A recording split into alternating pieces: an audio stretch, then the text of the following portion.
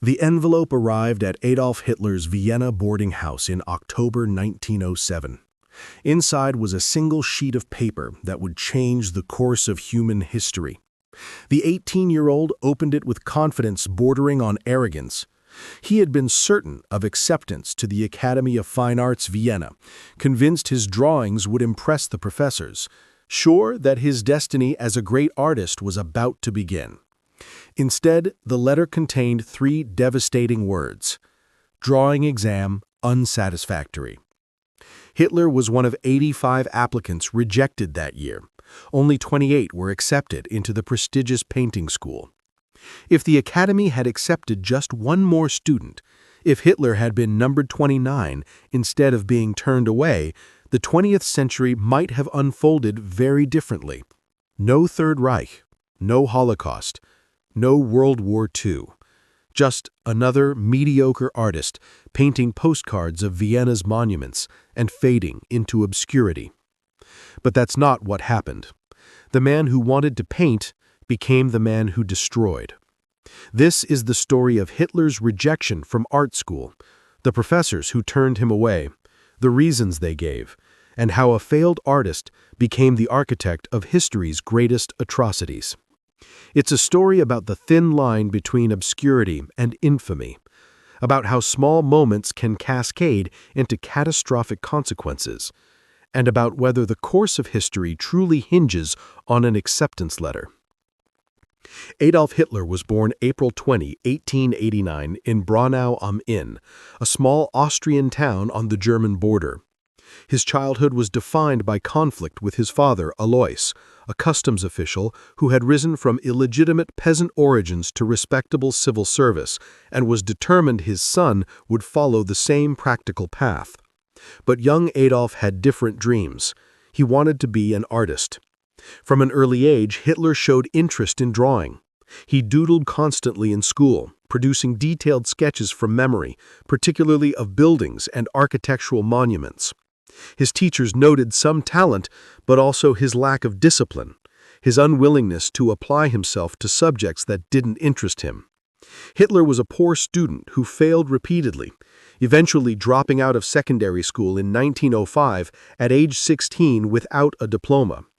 This decision would haunt him later when it prevented him from attending architecture school.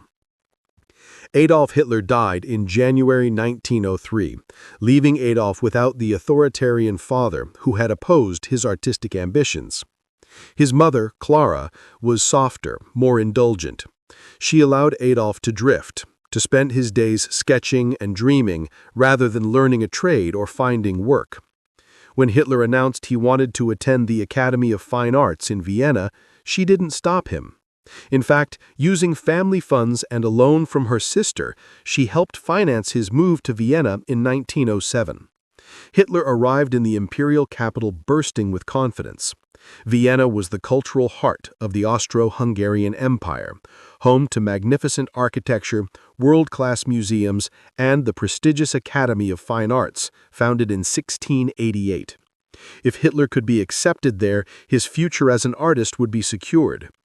He had no doubt he would pass the entrance exam. After all, he'd been drawing for years. Teachers had praised his work. He possessed, in his own estimation, obvious talent that the Academy would recognize immediately. The entrance examination took place over 2 days in October 1907. 113 candidates showed up to compete for approximately 30 spots in the painting school. The exam format was demanding. Under supervised conditions, applicants had to complete 8 composition tasks over 6 hours, 3 hours each day, morning and afternoon.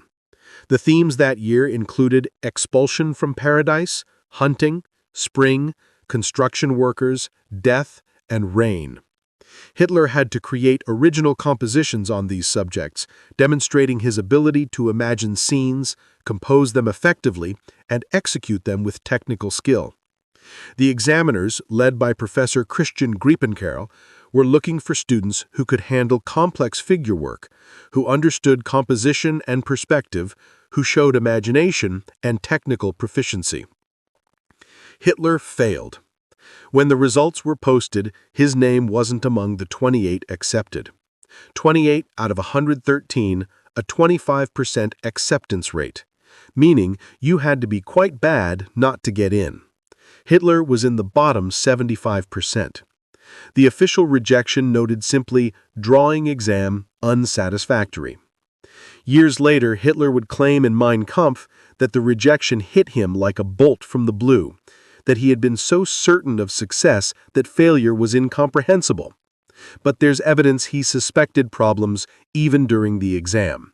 His roommate, August Kubitschek, later recalled Hitler returning from the test days looking worried, though he tried to maintain a confident facade. Why was Hitler rejected? The Academy's records provide clues. Next to Hitler's name in the classification list, examiners wrote, "few heads." This was the critical failure. Hitler couldn't draw people convincingly. His portfolio and exam work contained beautiful buildings, precisely rendered architectural details, careful attention to perspective and proportion in structures, but human figures were stiff, poorly proportioned, lifeless.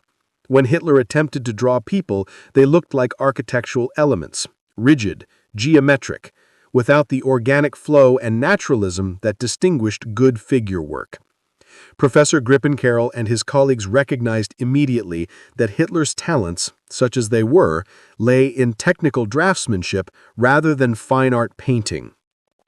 One examiner, showing unexpected kindness, pulled Hitler aside after the rejection and suggested he apply to the Academy's architecture school instead. This was sensible advice. Hitler's precise, meticulous drawings of buildings showed he had an architect's eye. But there was a problem. The architecture school required a secondary school diploma, which Hitler lacked. He had dropped out at 16 and was unwilling to return to school, complete his education, and spend years finishing his basic education. The suggestion that he return to school, admit his academic failures, and spend years finishing his basic education was humiliating. Hitler rejected the advice and clung to his ambition to be a painter, despite all evidence that he lacked the necessary skills.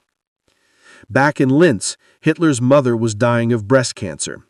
He had known she was ill when he came to Vienna, but he had been so certain of acceptance to the Academy that he stayed for the exam rather than returning to care for her.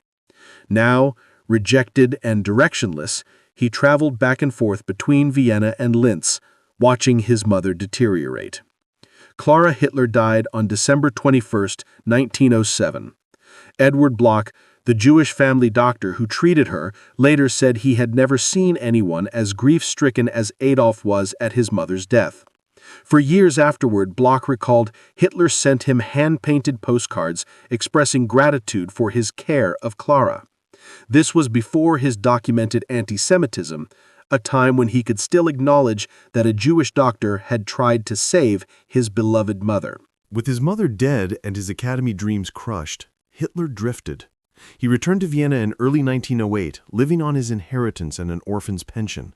He spent his days at museums and opera houses, reading at the public library, sketching buildings. In September 1908, Hitler tried again to enter the Academy of Fine Arts. This time, he didn't even pass the preliminary screening. His portfolio was rejected before he could take the exam. The admissions committee decided his submitted works weren't good enough to warrant examination. It was an even more definitive rejection than the first, and it destroyed any lingering hope that he might be accepted as a painter. Hitler was finished as an aspiring fine artist before he had really begun. What followed were the bleakest years of Hitler's life. He ran through his inheritance and orphan's pension quickly.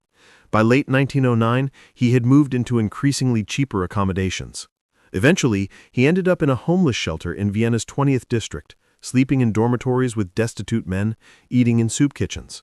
It was a dramatic fall for someone who had arrived in Vienna 2 years earlier with dreams of artistic glory. During these years, Hitler survived by painting small watercolors and drawings that he sold to frame shops and art dealers, often through an intermediary named Reinhold Hanisch, who hawked them in taverns. The works were technically competent, but utterly uninspired. Views of Vienna's famous buildings and monuments copied from postcards, painted in watercolor, the kind of tourist kits that sold for a few kronen to people who wanted an inexpensive souvenir. Ironically, several of Hitler's regular customers and dealers were Jewish. Samuel Morgenstern, a Jewish frame maker, bought many of Hitler's paintings. Jacob Altenburg, another Jewish dealer, also purchased his work regularly. These business relationships complicate the narrative that Hitler's anti-Semitism developed during his Vienna years because of mistreatment by Jews. If Hitler blamed the Jews for his Academy rejection, he made no record of it at the time. Professor Griepenkurl, who rejected him, was not Jewish. Neither were the other examination board members. Hitler's later claims in Mein Kampf that he discovered Jewish conspiracies in Vienna are contradicted by the fact that he willingly sold his paintings to Jewish dealers and later sent grateful postcards to the Jewish doctor who treated his mother. What Vienna did provide was exposure to the anti-Semitic political movement led by Karl Lueger, Vienna's mayor from 1897 to 1910. Lueger was a populist demagogue who combined effective administration with virulent anti-Jewish rhetoric. He blamed Jews for economic problems, accused them of controlling finance and media, and used anti-Semitism to mobilize political support. Hitler later cited Lueger as a significant influence, admiring his oratorical skills and his ability to harness resentment and prejudice for political power. But it's unclear when Hitler absorbed these ideas. His actions between 1907 and 1913, working with Jewish dealers, maintaining cordial relations with Jews he encountered, suggest his anti-Semitism either hadn't fully formed or was not yet the defining feature of his worldview. In May 1913, Hitler left Vienna for Munich. He was fleeing Austrian military conscription. He hadn't registered for the draft and was technically a deserter. Munich was a fresh start in a city he found more culturally German and less cosmopolitan than multi-ethnic Vienna. He continued painting postcards and living in modest rented rooms. When Austrian authorities tracked him down in January 1914 and forced him to report for a military fitness exam, he was declared unsuitable for combat and support duty, too weak, incapable of firing weapons. The examining doctors found Hitler physically unfit for military service. This assessment would prove spectacularly wrong just months later. When World War I erupted in August 1914, Hitler volunteered for the German army, eagerly embracing the war as an opportunity to serve Germany and prove his worth. He was accepted into the 16th Bavarian Reserve Infantry Regiment and sent to the Western Front. For Hitler, military service was transformative. For the first time in his adult life, he had purpose, structure, belonging. He served as a dispatch runner, a dangerous job that required carrying messages between command posts through artillery fire and across no man's land. Hitler performed this duty with fanatical dedication, earning the Iron Cross First Class, an unusual decoration for an enlisted man. He loved army life, never complained, never took leave, had no interest in women or drink, just absolute devotion to duty and Germany. The war ended in November 1918 with Germany's defeat. Hitler, temporarily blinded by mustard gas and hospitalized in Pasewalk, received news of the armistice while recovering. He later claimed this moment as a revelation, that Germany's defeat was caused by betrayal from within, the stab-in-the-back myth that blamed Jews, socialists, and Democrats for surrendering when victory had been within reach. Whether Hitler truly experienced this as an epiphany or retconned the memory later is debatable. What's certain is that after the war, Hitler remained in the army briefly as a political instructor, tasked with monitoring and lecturing to soldiers about the dangers of Bolshevism and the importance of German nationalism. This assignment brought Hitler into contact with the tiny German Workers' Party in September 1919. He attended one of their meetings and was invited to join. He became member number 55 and quickly became the party's most effective speaker and propagandist. Hitler discovered he had a gift for public oratory that he had never suspected. The shy young man who had failed at art school could hold audiences spellbound, channeling rage and resentment into speeches that electrified crowds. He transformed the obscure German Workers' Party into the National Socialist German Workers' Party, the Nazi Party, and became its leader. By 1923, he felt confident enough to attempt a coup, the beer hall putsch in Munich. It failed, and Hitler was imprisoned for 9 months in comfortable conditions at Landsberg prison. While incarcerated, he dictated Mein Kampf, his political manifesto that mixed autobiography with ideology, racial theory with political program. The book sold poorly at first, but would eventually become a massive bestseller after Hitler came to power. Throughout his political rise, Hitler never completely abandoned art. He continued to sketch, particularly architectural designs. As Führer, he spent hours poring over models and plans for the grand buildings he intended to construct. Hitler saw himself as an artist politician, someone who would reshape Germany not just politically but physically through monumental architecture that would glorify the German race and intimidate its enemies.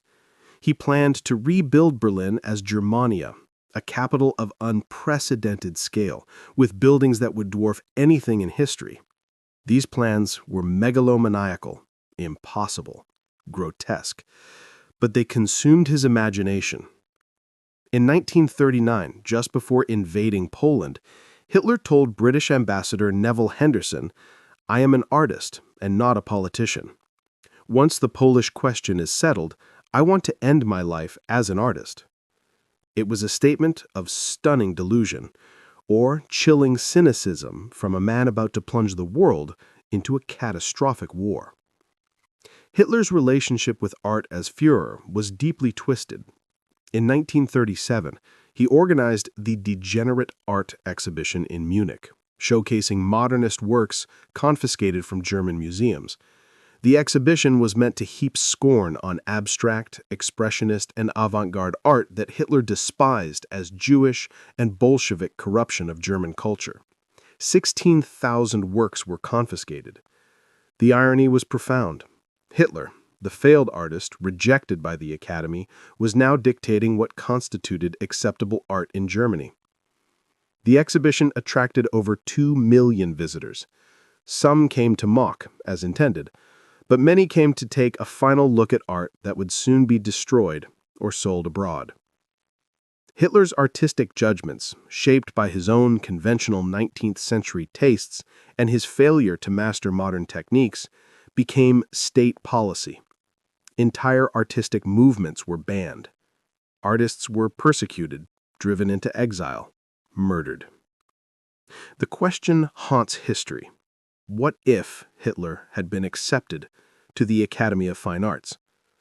Would World War II have happened? Would the Holocaust have occurred? The counterfactual is impossible to answer definitively, but we can speculate.